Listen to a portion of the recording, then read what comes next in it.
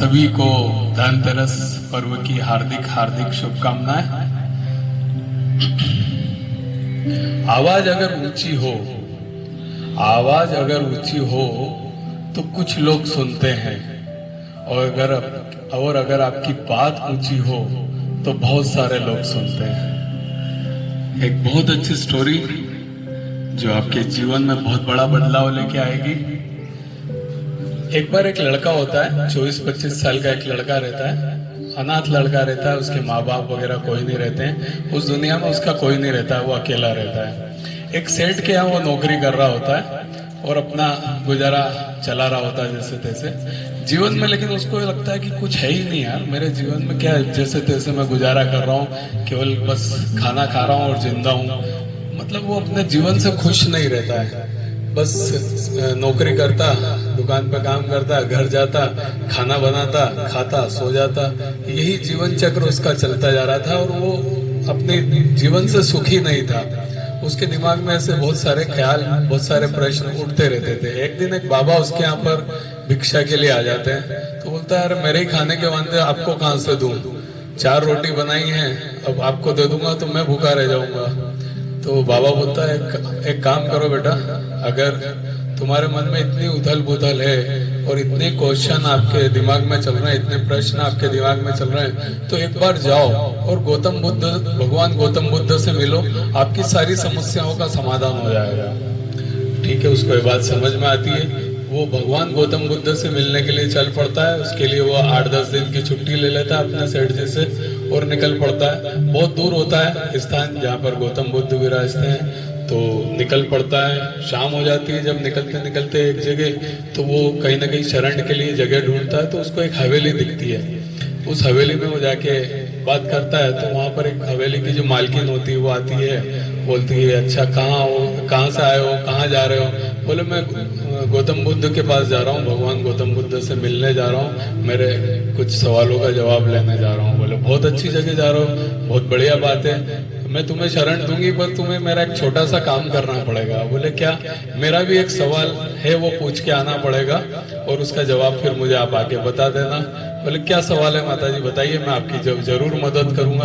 बोले मेरी एक बेटी है, 20 साल की बेटी है, वो जब से पैदा हुई तब से बोलती नहीं है, तो भगवान गौतम बुद्ध से केवल इतना पूछना कि वो कब से बोलना चालू करेगी, वो कब बोलेगी।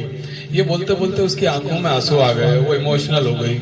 बच्चे ने ठीक है, उसने कहा कि मैं बिल्कुल माता जी आपकी मदद करूंगा और आपके इस सवाल को जरूर मैं भगवान गौतम बुद्ध से पूछ के आऊंगा। ठीक है, वो सुबह होती है, उस घर से निकल जाता है वापस गौतम बुद्ध के रास्ते पर जहाँ उनका आश्रम है। फिर रास्ते में वो जाता है तो बहुत बड़े बड़े पहाड़ और बर्फीले पहाड़, और वो सोचता है कि यार मैं अब इन बड़े बड़े पहाड़ों को, इन बर्फीले पहाड़ों को कैसे लांग कर जाऊंगा। उसके दिमाग में ये चलता ही रहता है। इतने में उसको एक जादूगर वहां पर तपस्या करता हुआ दिख जाता है। वो उस जादूगर के पास जाता है, वो बोलता है प्रणाम, मैं गौतम बुद्ध से मिलने जा रहा था, लेकिन ये इतने बड़े बड़े पहाड़ को मैं कैसे पार करूं? तो जादूगर कहता है गौतम बुद्ध से मिलने जा रहा हूँ, बहुत अच्छी बात है, भगवान गौतम बुद्ध से मिलने जा रहा हूँ, अगर तुम मेरे एक सवाल का जवाब उनसे पूछ के आ जाओगे तो मैं ये मेरी जादू की शक्ति से तुमको पहाड़ तो मैं यूं ही पार करवा दूंगा। तो बोले बिल्कुल, आप बताइए क्या पूछ के आना है। तो बोलता है आप पूछ के आना मेरे लिए, मैं यहाँ पर कई सालों से तपस्या कर रहा हूँ, मुझे 100 साल हो गए यहाँ तपस्या करते हुए, लेकिन मुझे स्वर्ग जाने का रास्ता नहीं मिल रहा है। तो आप उनसे पूछ के आना है कि मैं स्वर्ग का रास्ता मुझे कैसे मिलेगा। बोले ठीक है, मैं पूछ के आऊंगा। वो अपनी जादू की डंडी निकालता है जादूगर और उसको सारे पहाड़ पार करवा देता है। पहाड़ पार करने के बाद अब उसके सामने एक और फिर कठिनाई आ जाती है, बहुत बड़ी नदी आ जाती है। अब वो नदी को कैसे पार करे, वो कोई ना कोई रास्ता खोज रहा होता है। इतने में उसको एक बहुत विशाल कछुआ दिखाई देता है, तो वो उससे बात करता है, उससे निवेदन करता है कि यार आप मुझे कृपया नदी पार करवा दें। तो ठीक है, कछुआ तैयार हो जाता है, उसको अपनी पीठ पर बिठा लेता है। जाते जाते वो पूछता कहाँ जा रहे हो? कछुआ पूछता, बोला मैं भगवान गौतम बुद्ध के पास जा रहा हूँ। और बहुत अच्छी जगह जा रहा हूँ, मेरा एक सवाल है, क्या आप उनसे पूछ के आ सकते हो? बोला हाँ, आप भी बताइए क्या सवाल है। बोले मैं 500 साल से इसी नदी में हूँ, लेकिन मैं ड्रैगन कब बनूंगा, उनसे ये पूछ के आना है। मुझे ड्रैगन बनना है, पर 500 साल तो मुझे हो गए, अब मैं कब बनूंगा? ठीक है, बोले मैं आपका ये सवाल भी पूछ के आऊंगा। नदी पार हो जाती है, वो गौतम बुद्ध के पास उनके आश्रम में पहुंच जाता है। वहां प्रवचन चलते रहते हैं। प्रवचन खत्म होने के बाद गौतम बुद्ध कहते हैं कि कोई भी व्यक्ति जो सवाल पूछना चाहता है वो पूछ सकता है, लेकिन 3 सवाल से ज्यादा कोई भी नहीं पूछ सकता। अब उसके मन में दुविधा चालू हो जाती कि मुझे एक तो वो हवेली की मालकिन का पूछना है, फिर वो जादूगर का पूछना है और कछुए का पूछना है, मेरा सवाल तो रह गया।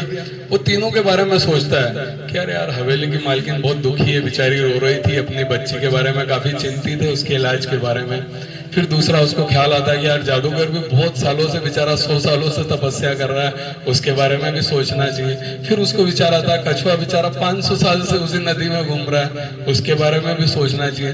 फिर वो अपने बारे में सोचता है कि यार मैं तो ठीक है यार, सेठ के यहाँ नौकरी कर रहा हूँ, मेरी रोटी पानी चल रही है और इतनी भी तकलीफ नहीं है अपने को कि अपन गुजारा चला सकते हैं। तो वो अपना क्वेश्चन को त्याग देता है, अपने सवाल को त्याग देता है और इन तीनों के बारे में गौतम बुद्ध से पूछता है।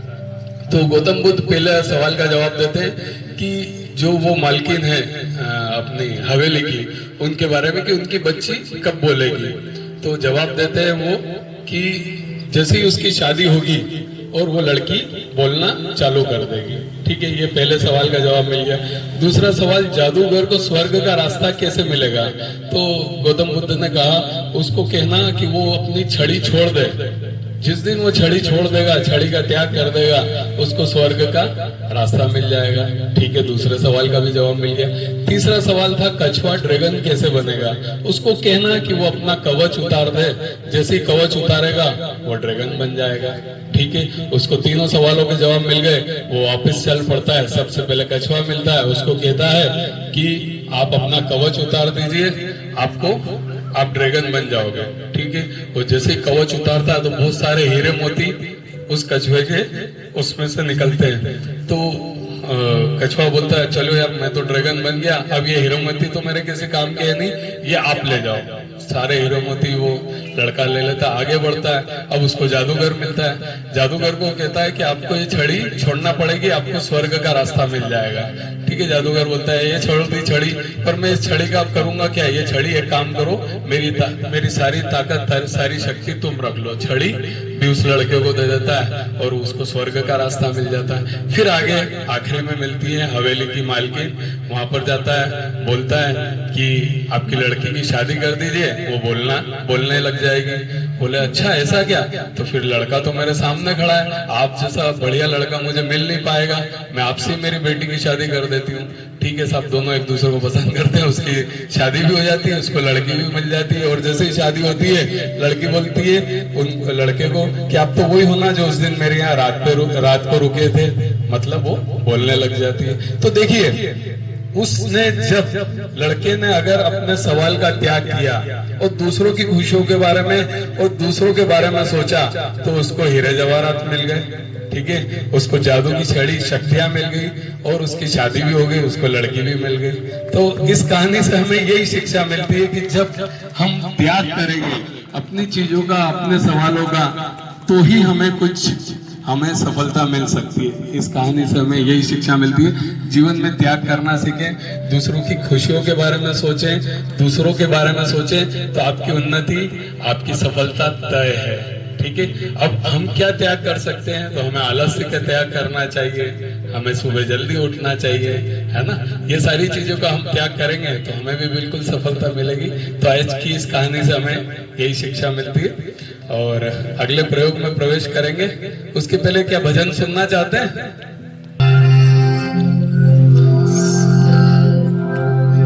सजा दो सा मेरे श्री राम आए हैं। सजा दो घर को गुलशन सा मेरे श्री राम आए हैं। मेरे श्री राम आए हैं, मेरे प्रभु राम आए हैं।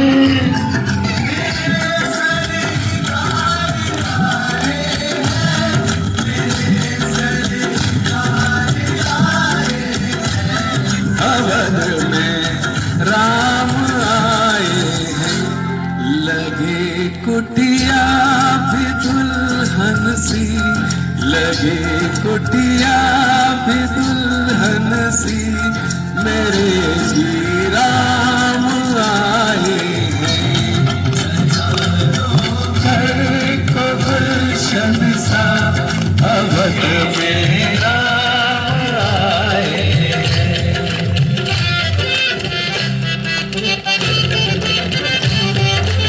सभी की सीधी सभी झूम जाएंगे दोनों हाथ ऊपर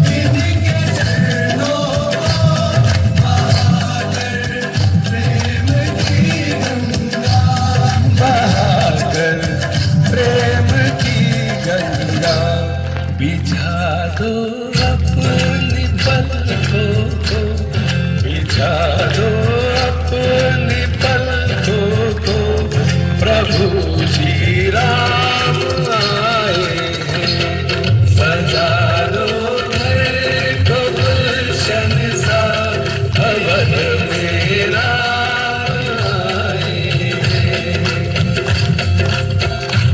बहुत बहुत धन्यवाद सभी को बहुत बहुत साधुवाद सभी लोग हम